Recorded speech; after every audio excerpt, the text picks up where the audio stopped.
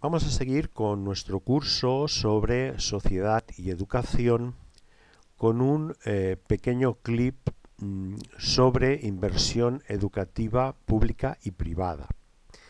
Bien, antes de empezar tengo que hacer cuatro consideraciones previas. Como ya dije en otro clip, utilizamos el término inversión educativa para hablar de gasto educativo, pensando que el gasto en educación tiene un retorno o un beneficio asociado y por eso se utiliza el término inversión, aunque en la bibliografía o en otros contextos lingüísticos ustedes van a encontrar el término gasto.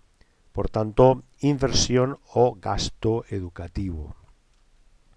En segundo lugar, hablamos de inversión pública o inversión privada en relación a la procedencia de la inversión, bien sea los presupuestos generales del Estado, el dinero público, y entonces hablamos de inversión pública, o bien sea los presupuestos familiares, es decir, el dinero de las familias, y entonces hablamos de inversión privada. Aquí inversión pública o privada no tiene nada que ver con el tipo de centro, un centro de titularidad pública o un centro de titularidad privada.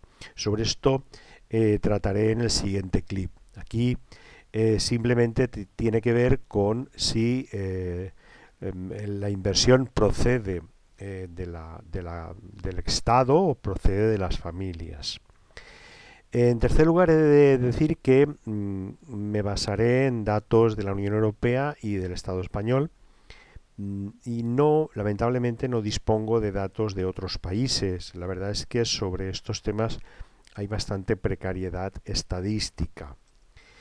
Y por último, en este clip hay algunas tablas que iré comentando, pero que les recomiendo que paren el clip y las analicen con detenimiento. Bien, hechas estas aclaraciones, vamos a ver la primera imagen. Aquí tienen ustedes una tabla en la que se recoge los datos de la Unión Europea sobre inversión educativa pública y privada. Hay diversas maneras de presentar la inversión educativa pública y privada. La primera columna, la que está encabezada con las siglas PPS, corresponde a la inversión privada de las familias, es decir, lo que cada persona, por así decir, cada familia gasta en educación, referida al año 2010 y utilizando una unidad de medida que corresponde a estas siglas PPS, que es, por así decir, euros adaptados al nivel de vida, es decir, es, por así decir, los euros según la cantidad de bienes y servicios que se puede comprar en cada país, por lo tanto es una especie de euro modificado, pero aproximadamente pueden considerarlo como un euro.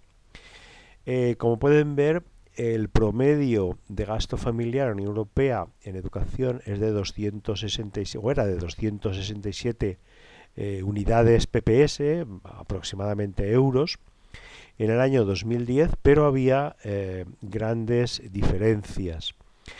Tienen el caso de Chipre con 1.522 euros. Ya expliqué que el caso de Chipre era un caso anómalo porque en la zona de predominio turco están radicadas muchas universidades privadas y esto distorsiona la contabilidad. Pero pueden ver, por ejemplo, Grecia con 847 PPS, Irlanda con 660, Portugal con 505. Han de pensar que en estos casos estas cifras corresponden a los años de la crisis económica, con lo que a causa de la retracción de la inversión pública, las familias incrementaron sus gastos educativos. Por otro lado, verán otros países, por ejemplo Suecia, que apenas tiene 6 PPS de gasto, porque todo el gasto, o prácticamente todo el gasto, corre por cuenta del Estado, u otros países como por ejemplo Finlandia, con 45, etcétera.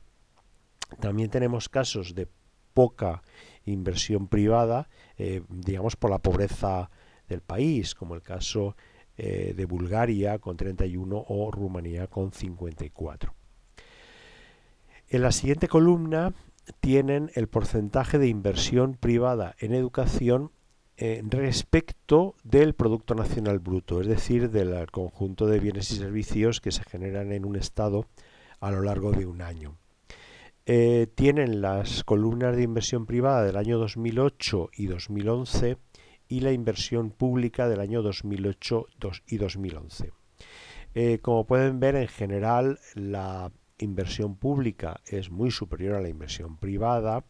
Es decir, la inversión privada en Europa está alrededor del 0,7, mientras que la inversión pública supera los 5 puntos. Como ya expliqué también, se considera convencionalmente que un país desarrollado presenta una inversión educativa superior al 5% de su Producto Nacional Bruto. Como pueden ver, en la mayoría de los casos se produce un incremento de la inversión pública, pero también, por efecto de la crisis, en aquellos países más golpeados por la crisis, un incremento de la inversión privada. La diferencia entre inversión pública e inversión privada en algunos casos, como los países escandinavos, es muy clara. Países más avanzados en lo educativo presentan mayores tasas de inversión pública y menores tasas de inversión privada. Pueden ver cómo para el año 2011 la inversión pública medida en términos de Producto Nacional Bruto se acerca a los 8 puntos, pues en el caso de Dinamarca, o también en el caso de Suecia, es decir, los países nórdicos. Bien, detengan el vídeo si quieren y analicen estos datos, ¿no? Pueden ver, por ejemplo, que en el caso de España el gasto familiar, la inversión educativa está en 321 PPS, cuando por ejemplo en Francia está en 143, que es una diferencia bastante notable. Bien, paren el vídeo si quieren y analicen estos datos. Aquí tienen también la estructura de la inversión total, la inversión que, como han visto, es fundamentalmente inversión pública en educación. Perdón, esto es la inversión privada en educación respecto de los quintiles de ingresos. Es decir, aquí de lo que se trata es de ver cómo se distribuye el gasto familiar en educación respecto al conjunto de disponibilidad de la familia, de los ingresos de la familia. Y como pueden ver, la diferencia entre los quintiles más bajos y los quintiles más altos, recuerden que un quintil es la quinta parte de una muestra ordenada, por lo tanto en el quintil número 1, en el primer quintil, tienen la quinta parte de la población con menores ingresos, y en el quintil 5, en el quinto quintil, tienen la quinta parte, es decir, el 20% de la población con mayores ingresos. Esta tabla es muy interesante y, ya digo, está expresada en tantos por mil, no en tantos por cien, sino en tantos por mil. Y es muy interesante porque se puede apreciar cómo en los países más desarrollados el gasto en quintiles está más equilibrado, mientras que en los países menos desarrollados el gasto en quintiles claramente aumenta en el caso de los quintiles superiores. De nuevo les solicito que paren el vídeo y analicen país por país estos datos. Como pueden ver, España se sitúa en estos países menos desarrollados en los que este porcentaje de inversión educativa crece sensiblemente conforme aumentamos los quintiles de ingresos. Bien, ahora voy a centrarme ya en los datos españoles para analizar con mayor detalle esto que estoy comentando, es decir, qué relación existe entre los niveles de ingresos y la inversión educativa de las familias, que como han visto es una porción, porque la mayor parte de la inversión educativa la lleva a cabo el Estado. En España el Instituto Nacional de Estadística realiza una encuesta de presupuestos familiares, se denomina así, y tiene un equivalente en algunos otros países. Por lo tanto, si ustedes están contemplando este vídeo desde otros países, bueno, pues les propongo que vayan a sus agencias de estadística correspondientes y busquen esta distribución, esta estructura del porcentaje de gasto de las familias a partir de niveles de ingresos y a partir de lo que se denominan grupos de gasto.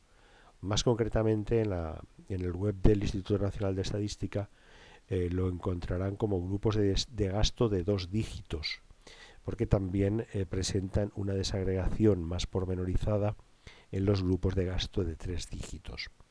Bien, esto simplemente es la manera como las familias distribuyen su presupuesto familiar, es decir, cómo, de qué manera o en qué capítulos, en qué rubros gastan mayores o menores cantidades de dinero.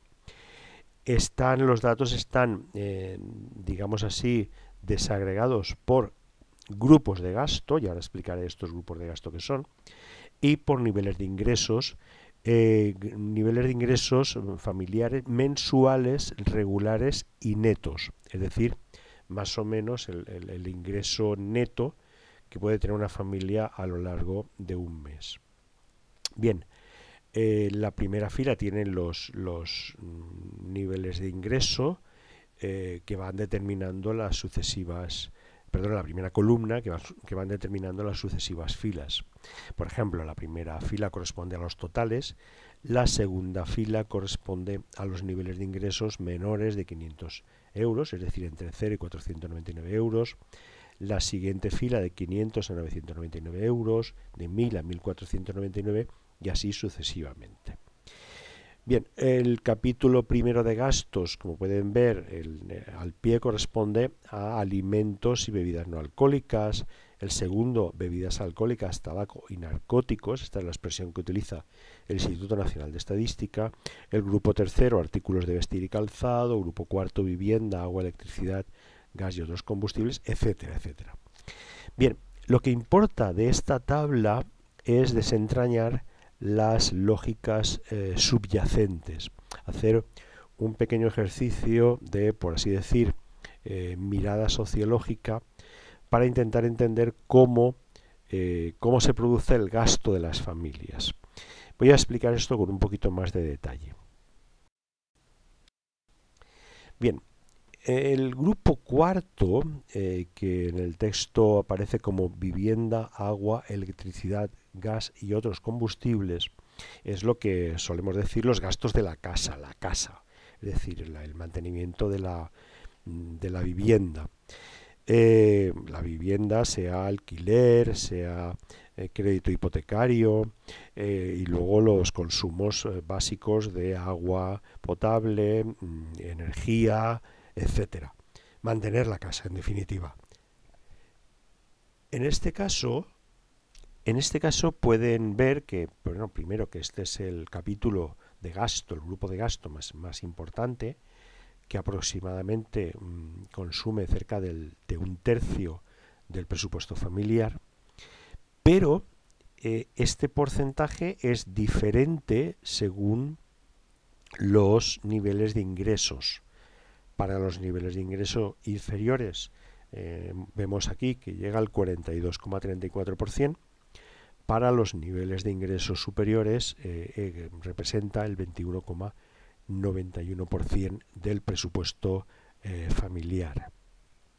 Adviertan que los números que aparecen aquí son porcentajes y que por lo tanto en términos absolutos probablemente el primer dato, el 42,34% de un presupuesto familiar con ingresos menores a 500 euros representará una cantidad de dinero bastante menor al 27,91% de ingresos superiores a 5.000 euros.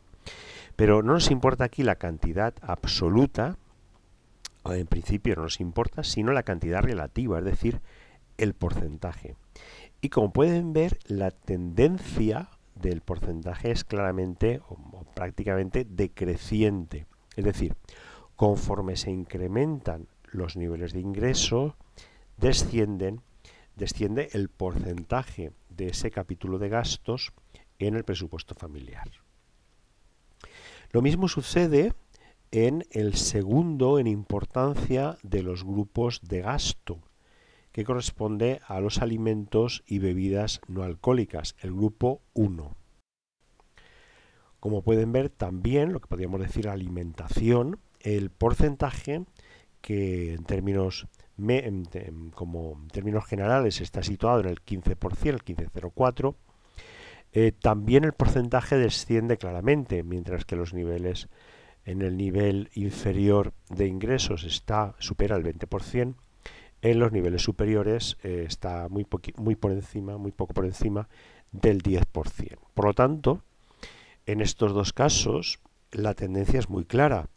Conforme incrementamos los niveles de ingreso, descienden el porcentaje de qué representa ese gasto en el conjunto del presupuesto familiar, ya digo, conforme incrementamos los niveles de ingreso.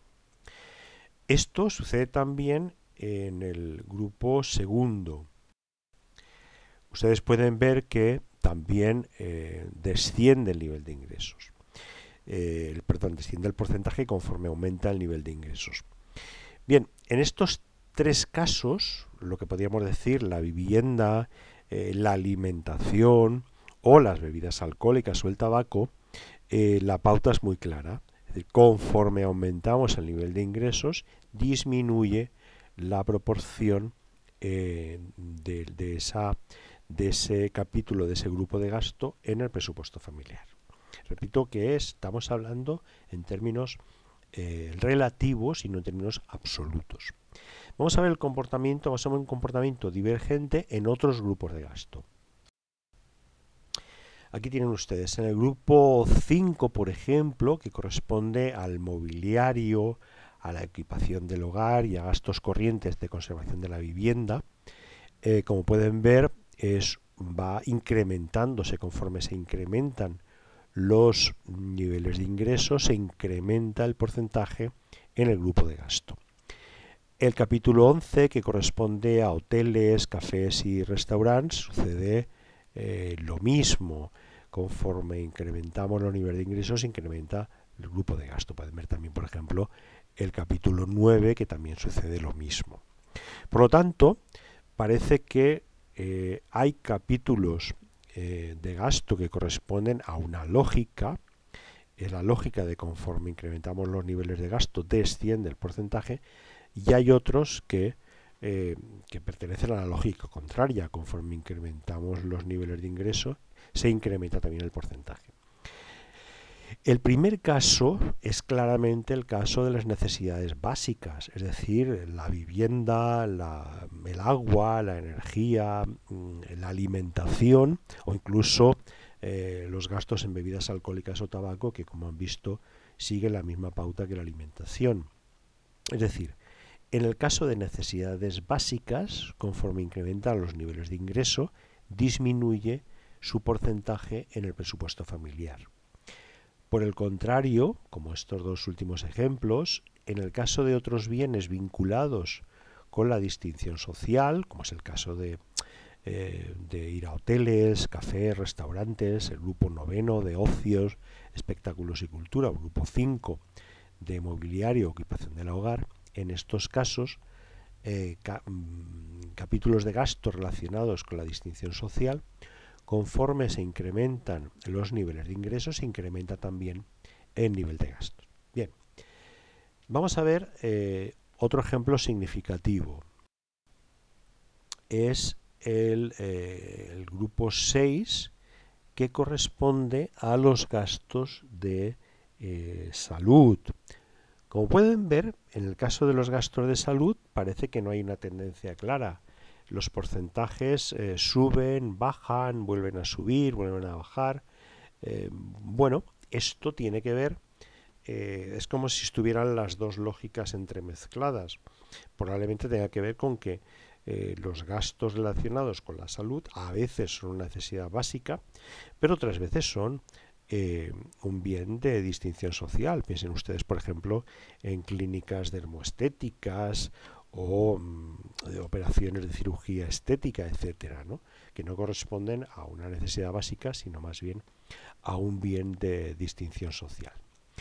Bien, en este punto tendríamos que parar el vídeo y preguntarnos cuál será la lógica subyacente en los gastos relacionados con la educación. ¿Será la primera, es decir, la de una necesidad básica? ¿Será la segunda, la de un bien de distinción social? ¿O será una mezcla de las dos, como hemos visto en el grupo de salud? Pues bien, aquí tienen ustedes los gastos relacionados con educación y, como pueden ver, corresponde claramente al patrón de gasto de un bien de distinción social. Conforme incrementamos los niveles de ingreso, se incrementa también el porcentaje de gasto en educación. Porcentaje de gasto superior con niveles de ingresos superiores, lo cual significa que también en términos absolutos la cantidad será superior. Por lo tanto, no gastamos igual en educación que, por ejemplo, gastamos en salud, aunque muchas veces se comparan estos dos ámbitos, sino que gastamos en educación, o el gasto en educación corresponde al patrón clarísimamente de un bien de distinción social.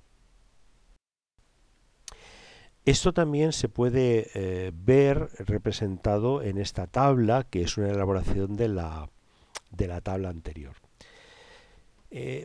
Aquí tienen los mismos niveles de gasto que hemos mencionado anteriormente y la comparación entre el promedio global y cada nivel de gasto en los gastos en general, eso corresponde a la columna gris clara, y en los gastos educativos, que corresponde a la columna más gris oscura o casi negra. ¿Qué quiere decir? Por ejemplo, pues que en el caso, vamos a ver el primer caso, en aquellas familias que ingresan menos de 500 euros, los gastos globales corresponden al 50, a poco más del 50% del promedio. Pero los gastos en educación corresponden a prácticamente a cerca del 20% del promedio. Es decir, gastan menos en educación que gastan como promedio en general.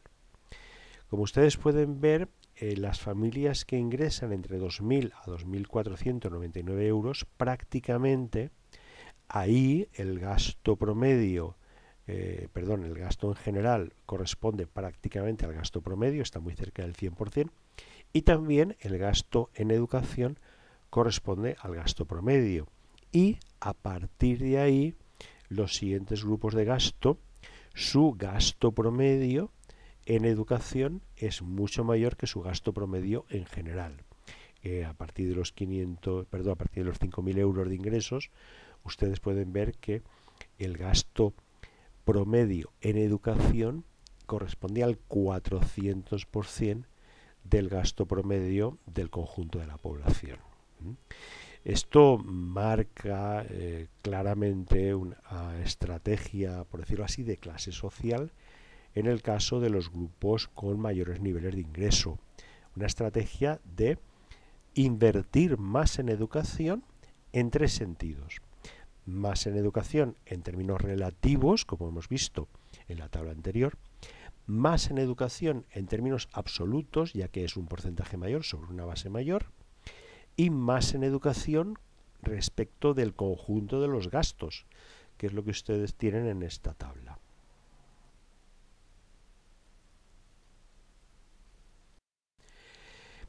Esta misma tabla, por decirlo así, la podemos proyectar en el tiempo y comparar el gasto educativo con respecto al gasto total. Esta es la diferencia, ya no en términos de porcentaje como el caso anterior, sino la diferencia entre una y otra, es decir, entre una columna y otra columna, entre la columna de la relación con el promedio del gasto total y la columna de la relación con el promedio del gasto educativo. Bien, y como pueden ver,